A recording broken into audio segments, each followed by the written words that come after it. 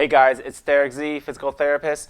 In today's video, I'm going to show you how to restore your knee flexion or knee bending after an injury or surgery.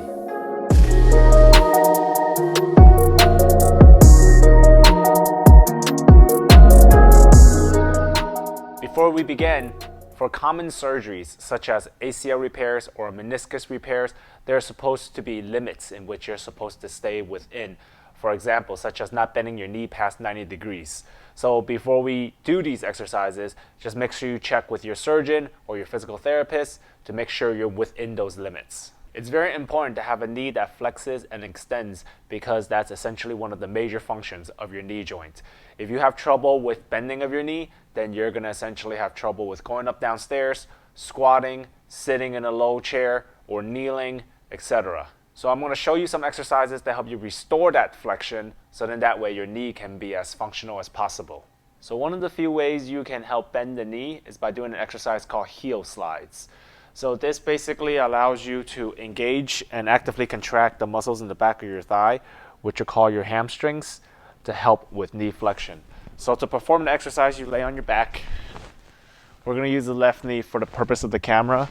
And what you're going to do is you're just, like the exercise says, you're just sliding your heel to your butt, basically as far as you can go. This is an active exercise because you're engaging the muscles in the back of your thigh, which, like I said at first, is your hamstrings. You hold it here for a little bit. I typically have my patients hold it here for about 10 seconds, and then you slide it back down, just relaxing there, and then pulling it back up.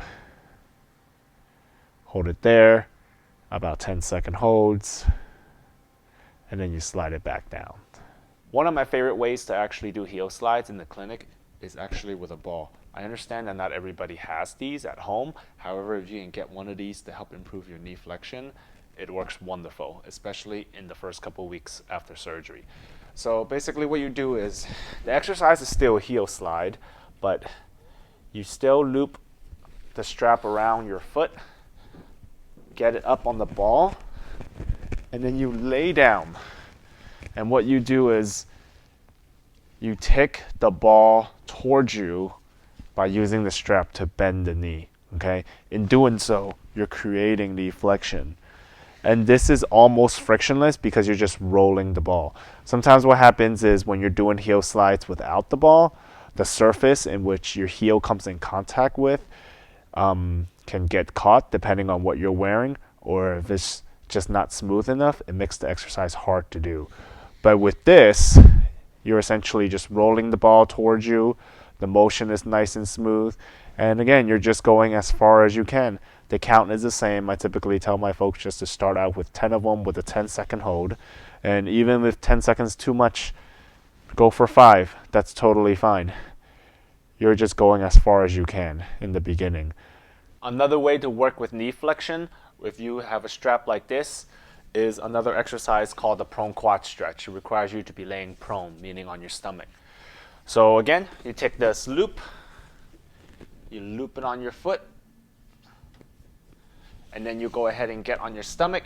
So in the beginning, especially when you're fresh from surgery, if you're doing this exercise, put the loop on the ankle first, because once you get on your stomach, it's going to be very difficult for you to put the loop back on. So put it on first, and then get over on your stomach. And then you're just using the loop to help control the knee flexion. Kind of going as far as you can go to the point where you feel that stretch in the front of the thigh. Now sometimes, for those of you who may have back problems, when your head is up like this, you can be promoting what's called lumbar lordosis, which essentially can cause low back pain. Another way to do this is take a pillow, put it underneath your hips, and then lay down flat as much as you can. That should help the lordosis a little bit. And that way, when you're doing this exercise, it won't exacerbate and make your low back hurt. Another way to improve knee flexion while you're in a sitting position is to be able to sit at the edge of a table like this with nothing underneath. So a good example at home would be something like a bar stool, something that's tall with minimal things underneath to obstruct your bending. So If you can sit like this already, you're already doing pretty good because your knee flexion is already close to 90 degrees.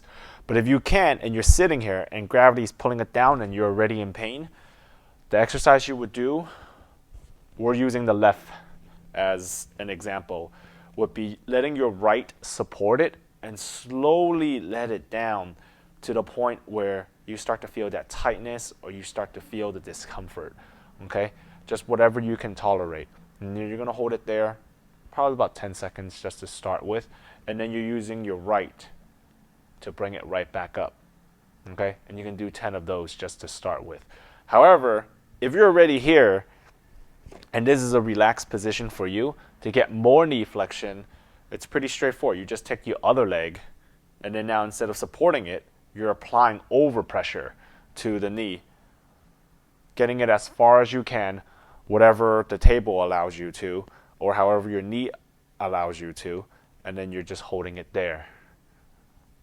Again, to your tolerance. At this point, if you can bend this far, I would probably promote holding it for longer, probably about 30 seconds to start with, and then performing it about 3 to 4 times or so. So that's another way to do it while you're sitting. Now let's just say you can't lay on your stomach or on your back to do these exercises because it's uncomfortable for you or for whatever reason. Another way to work on knee flexion while you are standing is with a step like this. Or if you have stairs at home, just one step is sufficient. Now with that said, the higher the step, the harder the exercise is because it will push you and it will require more knee flexion. And it's the opposite for a lower step. It's easier to do the exercise. So let's start with the easier one. So let's just say the left one is the involved one. We're trying to improve knee bending on the left side. You basically put your foot on the step and then you just lunge forward. I like this exercise because it's more functional. We actually need to put weight through our joints because we're bipedal beings. So as a result, with this exercise, we're bending the knee, but we're also adding a component of weight bearing to it. All the other ones doesn't really have that. So this one is nice to do, not to mention we're also just standing. So if you have something to hold on to, you can hold on to it and then get it as far as you can go. Hold it there. If you can tolerate 30 seconds, go for 30. If not, start with 10 and repeat that a couple times. So that's with a lower step. Like as you can see, you can only go so far with this one because the step is just lower. However, a higher step will allow us to engage with more knee flexion because the act of you bringing it up already promotes knee flexion. And then when you lean forward, the angle will be sharper, so therefore you'll get more knee flexion out of it. Okay. Sometimes with this exercise, it requires you to not really have any hip problems or ankle tightness because if your ankles are tight or if your hips are tight, you may not be able to tolerate this position for a long period of time. The supported deep squat is another exercise that you can do to help improve your knee flexion while adding weight into it. So you just need something to help with support and balance. So over here we have a bar. You can use a kitchen counter, you can use a stairwell banister, anything that you can hold on to just to help with support. Here, you're just gonna sit down as far as you can go. And we're gonna use the left as the example again. And you're gonna let it bend as far as you can go. Let's just say it's about right here. This is where I feel my knee is really tight. I'm just gonna hold it there, gripping on with my hands. You can start with 10 seconds again because this is a weight bearing exercise, therefore it's a little bit more aggressive. As long as you can tolerate, and then you come back up and you do that a couple times. I typically have my patients do this for starting with 10 seconds and then repeating it 10 times. Just like this, as far as you can go. This last exercise is for those who want to achieve that end range knee flexion. So basically as much knee flexion as your knee allows. So in order to do this exercise, because it's one of the most aggressive exercises to restore knee flexion, you have to basically fly through all the other exercises that I just shown you and barely feel any tightness or restriction in the knee, in addition to having no pain at all when you're doing this exercise. So you're on all fours here. We're gonna use the right side as the example. And you're basically walking your hands backwards, okay? Getting your knee as far as it can go into flexion and bringing your heel towards your butt. If you can tolerate this position then the next position for you would be adding additional weight and pressure to it. And in order to do that, you just go ahead and be upright with your trunk. When you do that, you elongate all the muscles that are restricting bending, which basically is your part of your quads. Your hip flexors play a role into it, but your quads play a huge role. So if you can tolerate this position, then this is as much knee flexion as you're going to get. This is one of the most aggressive exercises to achieve knee flexion. Let me know what you think of these exercises. Hopefully these are helpful to help you restore your knee flexion range of motion, show that your knee can be functional again. If you have any questions, please leave them in the comment section below, and I'll see you in the next video. Thanks for watching.